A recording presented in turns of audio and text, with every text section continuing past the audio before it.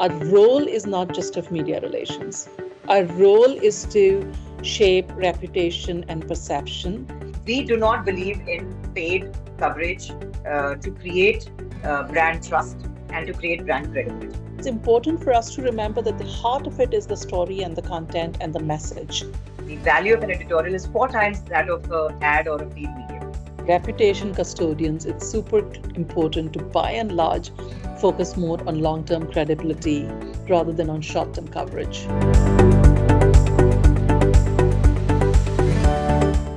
Hello everybody. In today's ever-evolving media landscape, the lines between earned and paid visibility are becoming increasingly blurred.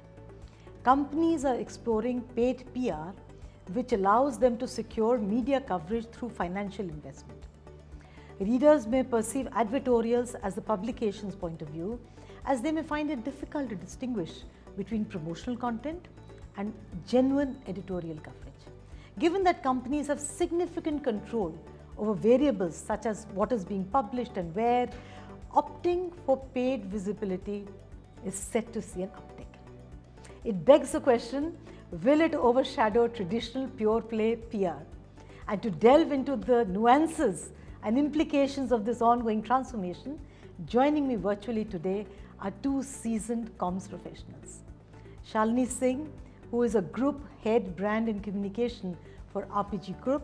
She is a communication and sustainability professional with 27 plus years of multi-industry experience in power, cement, IT, telecom, textiles and garments and more. She has been a TEDx speaker as well. My second guest is Minari Shah, who is Amazon's Director of International Owned Content and Channels. She has 3 decades of experience straddling business journalism and corporate communications across Indian and global brands, across B2C and B2B industries, across Indian and Asian markets. Thanks, Shalini and Minari, for joining me today. Thank you, Nandini. Thanks for having me here. Thanks, Nandini. Delighted to be here. Looking forward to a chat here. With that, let's get started. We are increasingly seeing a turn to paid media, and Minari, to you, why do you think this is happening? I think there are multiple reasons why this is beginning to kind of take on. And I think this is coming a lot from the media themselves. So I think as media looks at, in a very, very dynamic, fluid environment, as media begins to really look at different challenges, and they have all kinds of challenges, dwindling readerships, there are questions around credibility. In India specifically, COVID had an impact on the print media and the proliferating user-generated content and all of these things. So as many of these issues, new technology and social media, etc., build up, I think media is looking at different revenue streams. And that means that it's opening up different ways of doing paid content. So that's one big part of it. The other big part of it is, of course, social media and influencers. For those of us old enough to remember, there used to be a time when there used to be organic social media content. Many people who are starting out their careers in last 10 years would be surprised to even hear us say that. So it's now almost a completely paid medium. And it's also almost impossible for any company to do any kind of communications or outreach without doing social media, unless it's in a very, very specific niche way. But even then, there are places like LinkedIn and so on. So that's the second part of it, that there is a very sharp rise of influencer. The third is, from a company's perspective, companies are doing a lot more targeted outreaches. As there is a lot of fragmentation of the media and fragmentation of the audiences, and companies are beginning to really look at what are the audiences that they really want to reach out, how do they really create differentiation. They are looking for ways to get the best value out of their monies and investments. So I think it's a combination of all of these, which means that everyone's really looking at a holistic combination of earned and paid and owned. And that, I think, is really what's causing this growth. I mean, couldn't agree more with you. If you look at LinkedIn and a company's own brand handles, the target audience is not there.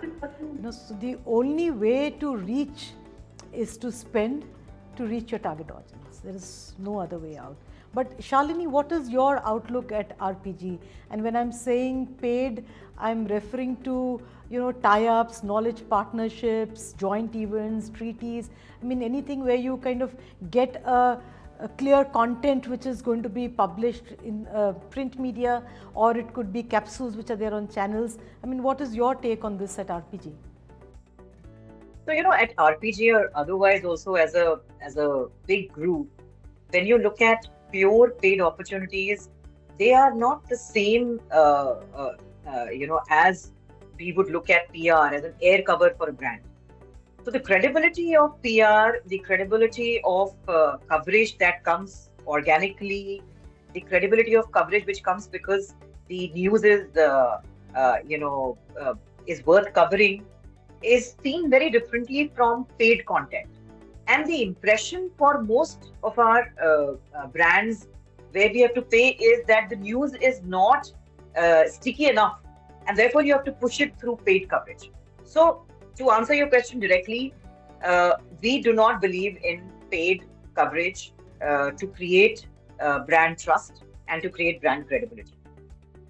We rather focus on marketing opportunities to join hands, whether it is a case of doing a media partnership for a CH cricket rating kind of a brand, where it is very understood that you need that kind of telecast to create interest. But otherwise, when we talk about pure brand building, pure coverage, organic coverage to the brand, we would not even put 20% of our money there. And if you even look at some of our very big events that we do as a company, you will not see MediaNet tie-ups or very known paid tie-ups being done by our group as a whole. So we believe that PR credibility comes from the the news that gets published organically. It creates trust, in the audience, and it should not be unnecessarily put to paid mediums just to make it sound newsworthy. But just to dwell a little on what you said, even if you have these tie-ups for events and all, a very important part that we all as Corpcom, and I'm sure you must be also doing, is to discuss, okay, how much of space are we going to get in print, how much are we going to get on TV, what are we going to get on online, digital, where are you going to be putting us on your homepage? I mean, that's a very important thing that we discuss. So at the end of the day, it's again paid. Yeah, you can discuss that, but you also discuss vis-a-vis. So what happens, for example, if you take a very, very important event where the audience is everyone, all the publications, that's where today you are increasingly making a choice that instead of just paying one channel where the other channels do not cover it, Nandini, is a challenge, because then that news, while it will come for half an hour in one particular channel, and perhaps as a tie-up in publications which are part of that particular channel's group, your actual audience was to basically broadcast it everywhere, right? So you miss out when you only do these content tie-ups as a brand, and you do not allow it to go out the route of pure PR, which is the press release, larger format coverage, all the channels coverage, embargo for all channels to telecast it together. And I think those choices increasingly as you go along, and these events, if they are properties, you will be far more careful with what you do, because there is a long-term view on property building. Minari, if you have to opt between a publication and all its various channels and digital and whatever, entire footprint, vis-a-vis putting it out organically to all publications and not one, which would you select, when and why? I think it's end determines the means kind of a thing. Like, I think, who is the audience, what is the goal, what's the outcome that one is looking for? Most times, organic or earned coverage is what we would also index on. But let me give you an example of a very specific situation where it might be worthwhile looking at a partnership. Many years ago, actually not at Amazon, but at a different company that I used to work with, uh, we worked with a very large tech media house at that time to create a series of CIO roundtables. Because I worked for a tech company and we worked with that large tech group to create a series of CIO. That for the simple reason that as a tech company, as a vendor, as a service provider, it would be very hard. We have the relationships with those companies, but when you go as a vendor and try to invite CIOs, you may not always get the kind of attendance when you want. But if it's a very large tech editor led publication, they are likely to attend that event. The aim there was not so much coverage as access, and the coverage was a bonus. So it was useful to get those access, and then it was good to get coverage, which helped position us as a thought leader. So I think it's always important to think about what's the end goal and what's the audience that you're reaching out to and what's the purpose. If I'm looking at some regular mass announcement, I would go the traditional earned media route, of doing a press release or a press event and so on. So I think end justifies which means it is kind of a thing here. No, that's very right. But what are you seeing on the regional media front in terms of paid vis-a-vis organic? Actually, regional media perhaps is something that many of us know has always had a different approach and not a pure earned approach in that sense. I think most PR professionals, like all the large companies that I have worked with in the last 10, 15 years, have typically preferred to index on the traditional PR route. So you go through an agency or a stringer, you issue your release, or you host a roundtable kind of an event, you work with the bureaus, you work with the beat reporters, and all of the things that we do in very traditional approach to PR. But like it or not, the fact remains that many of these very large regional media kind of know who their big advertisers are. So it's not a direct quid pro quo. It's not like they're going to say that, but there are these conversations where they're looking out for who their large advertisers are. So you kind of have the two things running in parallel, where you do where the PR teams regularly do their traditional PR outreach in the way you would always, but at the same time, the marketing team, it's usually advised to give a gentle nudge to the marketing folks in that, to have like a parallel conversation and kind of keep them aware. It's not direct. It's not like, oh, today's coverage will be covered if there is a corresponding ad. It's, I think, over long term, they kind of broadly know their big advertisers. And I think that's how it kind of works through. And this actually goes back long ago, before all these sophisticated means of paid media started coming into the picture. No, I think it helps if you are a big advertiser or you're a big consumer brand. But Shalini, in your experience with stringers at regional media, anything that you've experienced? The regional and regional is the same experience, similar experience, that it's a very fragmented media. In many cases, it's as fragmented as not even having a presence in more than one or two locations. And therefore, there is this understanding that companies which have a long-term stay there, will at some point in time advertise. And there is this, relationship between the organization, between the company, the plant, and the plant manager itself, and the corporate communication team at the center. And therefore, whenever there is a regional announcement, you will see that the plant manager or the local teams do connect with the media, connects with them as well as with the corporate team, and the route is the same, your PR agency and stringer route. And some of these stringers can be media directly, actually, and that's what we've seen in very, very remote locations. Yeah, therefore there is this unsaid quid pro quo that we all experience in many locations where the plants are, existing for decades. Go ahead, I just Minari. want to add in a point on that, Nandini. It's not just, you don't have to be a large consumer company, by the way. I've worked across industries, tech, banking, manufacturing, and they will tell you things like your investor relations ads, right? When you're reaching out to your investors and your results, your annual results or your quarterly results kind of things, they will tell you to talk about things like jobs and employment kind of things. As Shalini said, the local plants have like various kinds of things. It could be legal so they're not, by the way, focused only on consumer companies and the large consumer campaigns. There are all kinds of, so very B2B and tech and any of these trade type companies also kind of are easily able to leverage these. It's not just consumer companies.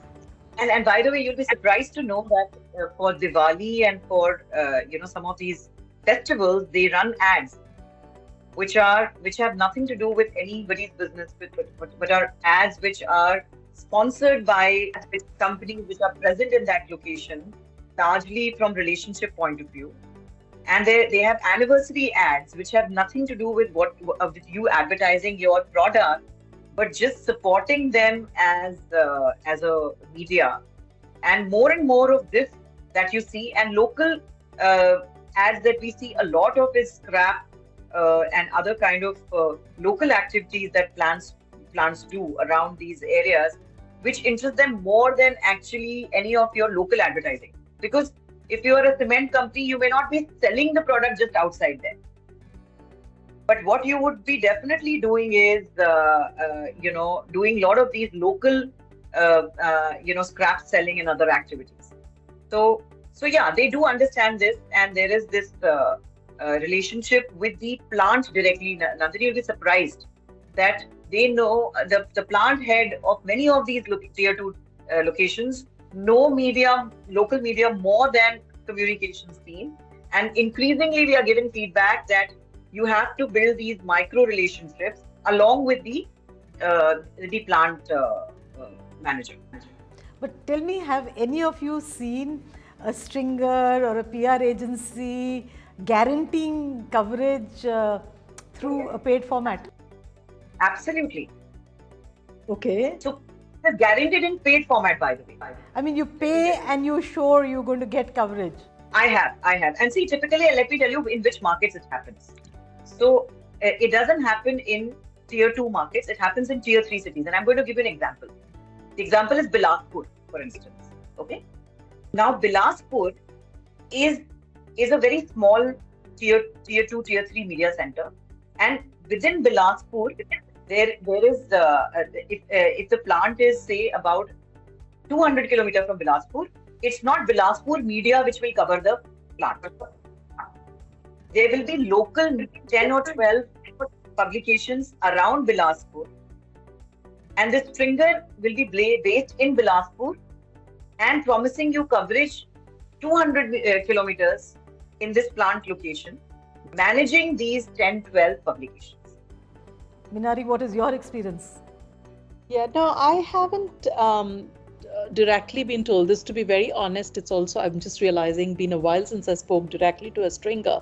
But, while it hasn't been a direct kind of a guarantee, there were many occasions when, you would be kind of talking to a stringer or a local agency, etc.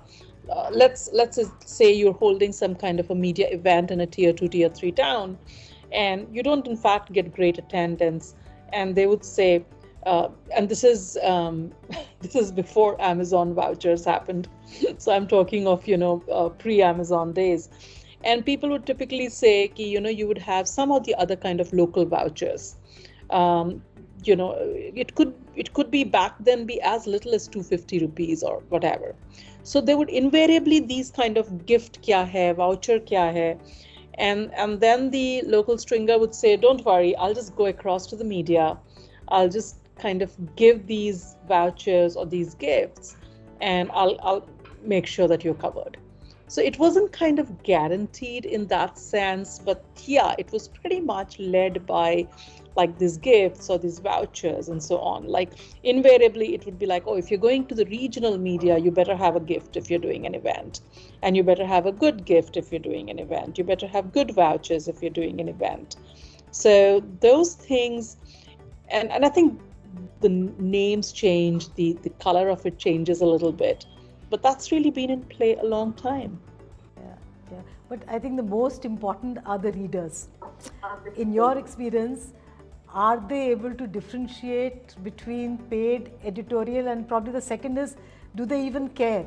I mean, as long as the content they think is relevant and interesting, what is your experience? I think we should also differentiate between the two kinds of paid, right? I think it's important that there are different kinds of paid that we're talking about here, first of all. There is these big, direct, media net or paid events, kind of sponsored content. And then there is like the indirectly, frankly, murkier side, which we don't quite understand, of stringers and agencies. So there are two very different. And then somewhere in between is the regional media, where they kind of broadly support their advertisers, but they're not really, it's not paid in that sense. That particular story doesn't come through because it's been paid for. So, there are so many colors and differentiations.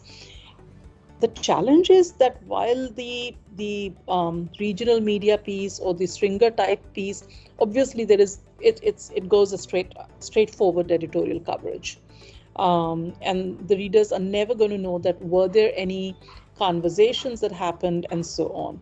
But the sad part is that even for the larger, we talked about MediaNet, or we talked about collaborative events or media partnerships, all these different things, it's not always very clear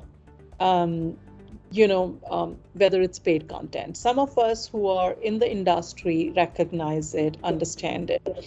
But frankly, for most people outside of the industry who don't really work with the media, it's really not clear, which is perhaps the biggest reason why we usually tend to kind of prefer not to go down those routes most times. And then the flip side of it, unfortunately, is that there have been so many questions in recent times around media credibility that, the man on the street or the woman on the street seems to believe that most things could be paid for. And that's the flip side of it. And then when you have these kind of, things, it's actually kind of, it's very short-sighted, therefore, for us to kind of think, because I think our readers are then kind of not, when you don't know what to believe, what's paid or what's unpaid, you're not going to believe anything. It's not like they believe everything. Actually, it's the flip side. They don't believe anything. And that's the hardest part for all of us, I think. The fact that they don't really know. I mean, Shalini, what are your thoughts on this entire credibility or the issues that could be there because of this parallel chain of paid media? So absolutely, there is this lack of credibility from readers' point of view that we see today. If you remember some 15 years ago, Nandini, there in regional, you could actually figure out advertorial versus editorial. So advertorial was this, vague color, different, looking stuff which used to appear, especially in dailies, and people would know that, okay, this much is paid for, company is advertising, and rest of it is all credible. It's all news. But today, the way the lines are thinning between the two, people, in some publications, people actually believe that everything is paid for. And I don't have to name some of those publications. And in some, they still feel that, okay, some part of the content is okay. But the point is that this belief and lack of credibility has come largely from the paid media. And therefore, from the long-term strategy point of view, especially for PR professionals, it's best to stay away as much as possible from paid, so that we don't fuel this entire, I would say, tilt towards paid media, and not sort of support it irrationally. Well, like Shalini said, I completely agree that as reputation custodians, it's super important to, by and large, focus more on long-term credibility rather than on short-term coverage. And that's, I think, really critical.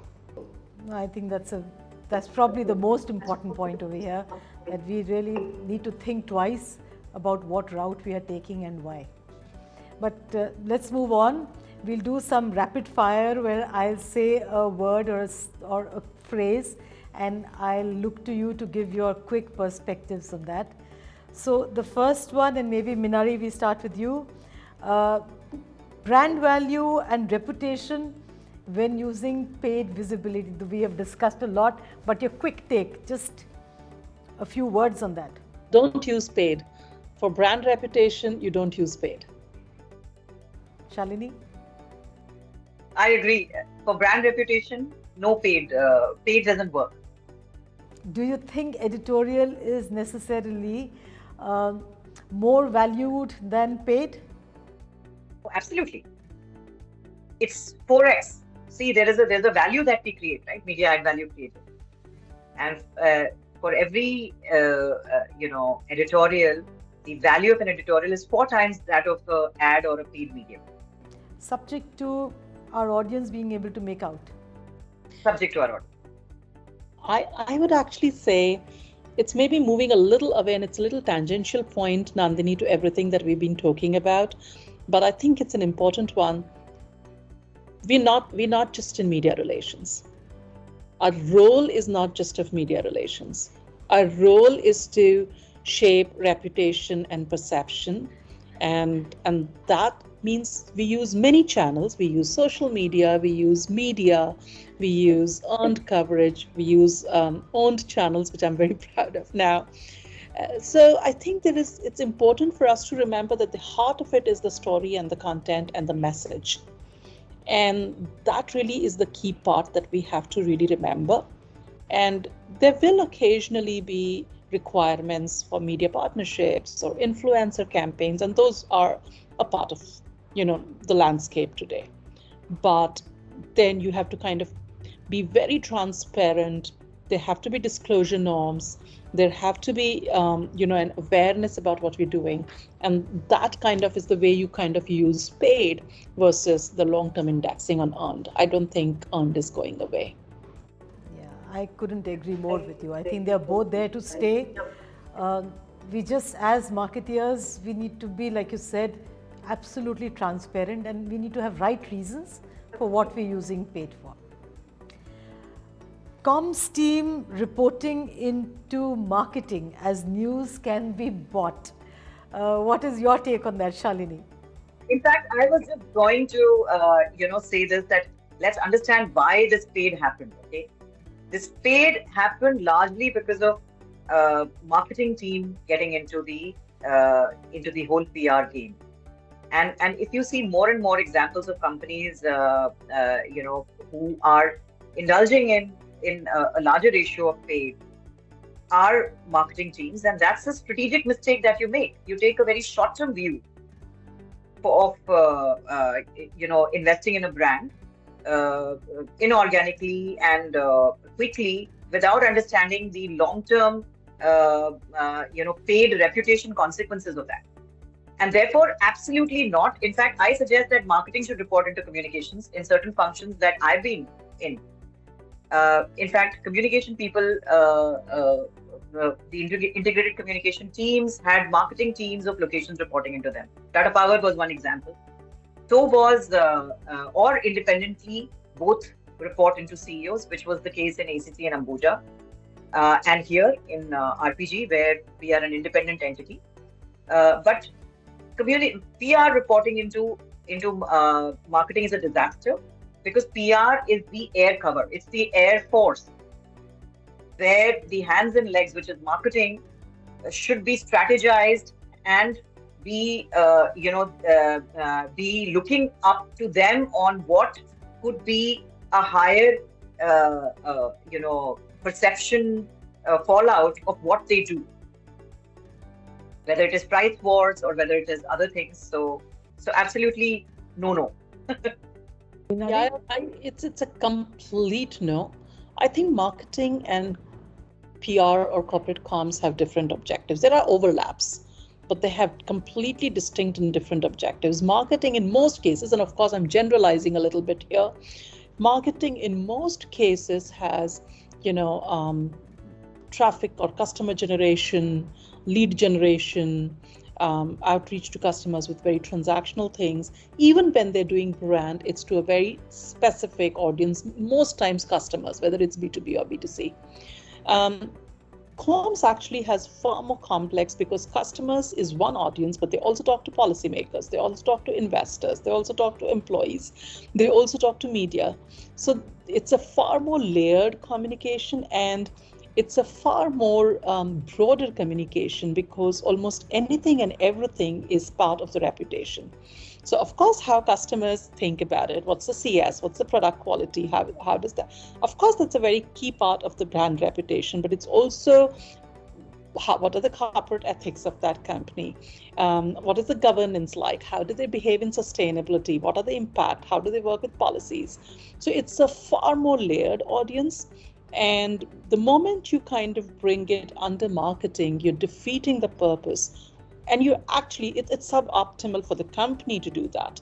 I, as a professional, I have said this in multiple places. If a headhunter says it's a role reporting into marketing, I say, I think we should stop the conversation now.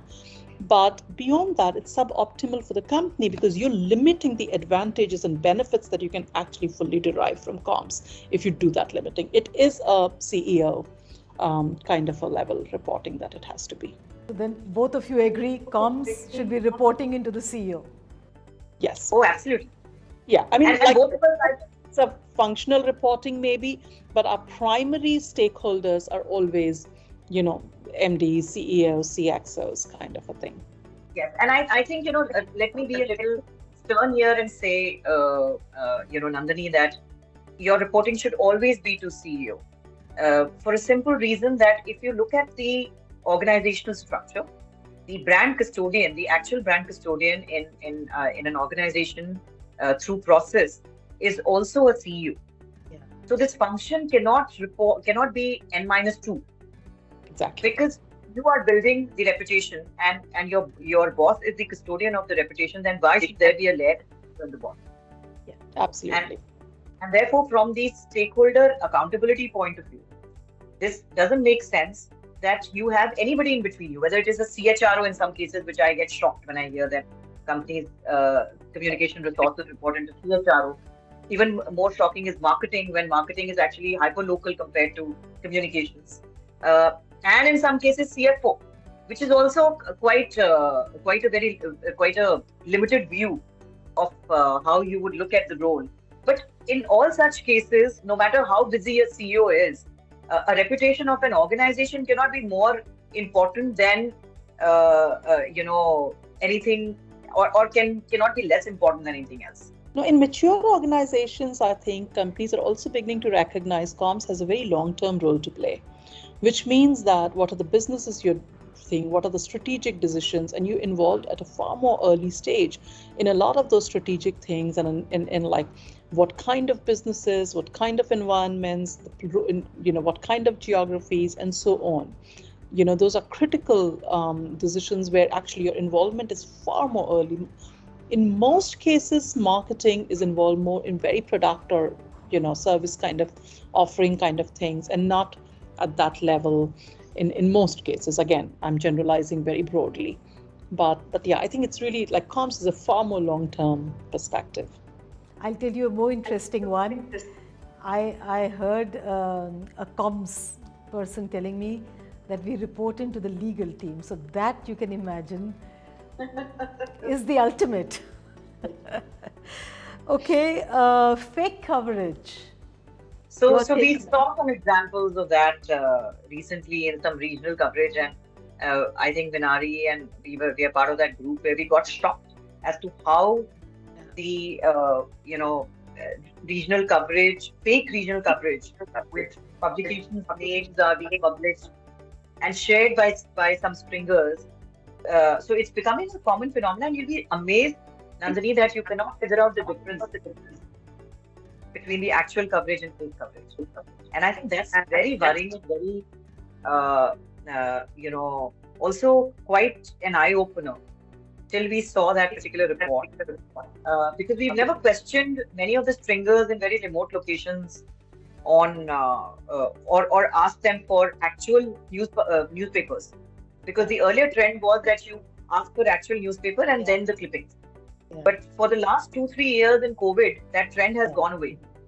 And when I looked at that, my lesson was that now for every regional coverage, whether you pay that courier charge, but you ask for the those publication actual papers, so that tomorrow you don't feel that it's not that there is some hanky panky there. No, but there is every possibility somebody can even print a fake paper or fake page and send that out to you. Minari, your take? I don't know. I mean, I haven't personally seen this. I think we've all seen it in the same group, the same group for communicators, and we all kind of came across that, and it was a bit of a shocker when that got put on the group. I immediately went back to my teams and kind of said a similar, kind of flagged it with them, that when they were getting regional coverage, they needed to kind of see this, whether we're asking for, hard copies as a backup, or what are we doing? Are we asking them? And it has to be remembered that a lot of regional media is now online. So whether we're asking them for a live link to the coverage, so what are the different things that we can really ask as a backup rather than just the PDFs kind of stuff. So, but yeah, I mean, I think there's just a need for ever vigilant kind of a thing in terms of how we're tracking these coverage. And Minari, which was the last book on PR and comms that you read? I have to kind of admit I haven't one. I know Sujit and Amit have kind of just brought their book out, so maybe I should kind of read them, if nothing else, because of both being some people I respect a lot. But I haven't really read a PR book, I must admit, in a while. I have read some really interesting, I suppose. I think I'm really interested in, like, how is technology intervening, so things around like fake news, and that's also really more journals and stuff like that. I can't really remember a book that I have read, sorry, in recent times. Shalini, I don't know if you have something. Yeah, so Minari, and I think that's where we lose out to marketing, is that we have far more interesting books on marketing coming out than actually communications. But to answer Nandini's question, the last book that I read, which was this weekend, was Sujit and Amit's book, In Pursuit of Reputation.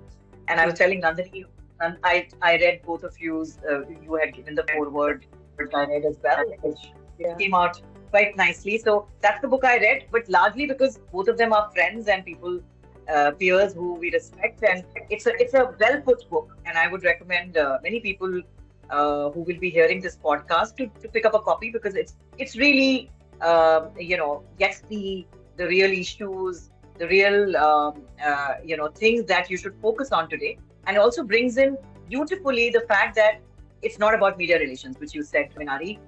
It's about reputation and reputation building. And therefore, all the elements of integrated reputation building versus integrated marketing that we used to say have been beautifully covered here. Having said that, I think there's food for thought for many of us to write many good books as we move along. Because internationally, globally, if we have to ask some of us to pick up a book to read on communications, there aren't very many good books also. Yeah. And I guess that is also something that creates an impression of the field that we're talking about. If I look at the last 20 years of being in this industry, it's been also, and especially in the last 5 years, I think it's such a fast changing world. Frankly, I don't think we are always looking far enough ahead, and it's going to change really fast. I think there've been, like, even I feel like the way I've been doing my job in the last 5, 6, 7 years has changed quite a bit. There have been sharp changes in what one's doing. And that's the piece that interests me most. And I think that's where I think I would love to kind of think about putting some things down. But a book takes long is what I feel. So I can put it down fast enough. But yeah, I think the key piece is the whole dynamic environment that we are now working in. Yes, yes. And I also feel that from my limited experience of changing jobs from one field to another, I think nothing is more fulfilling and a great learning experience than moving from one industry to another. So if somebody asked me, instead of writing a book, I would suggest move to a different industry and sort of then learn to navigate and bring in your skills and your perspectives to that particular field, and whatever you've learned in communication, I think it's perhaps bigger learning than a book can ever provide you. One thing is for sure, Amit and Sujit are surely going to be glad for the totally organic plug that both of you have done. Totally supportive like their book, haven't we? I was thinking that. And lastly, how do each of you unwind? Minari, maybe we start with you. I think for me, it's always been very clear that my life is much more than my work.